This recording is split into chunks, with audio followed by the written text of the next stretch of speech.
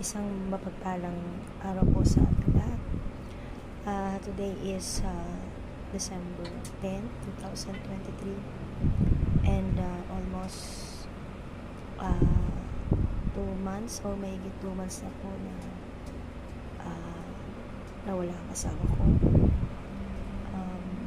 Kinuha na siya ni Lord from September 30 up to this time. Nandun pa rin yung pagdadalamhati, ang lungkot. Ayan, ito yung first time ko po na nag-video na medyo sabihin natin na nakaka-recover na paunti-unti, nakakakain na paunti-unti.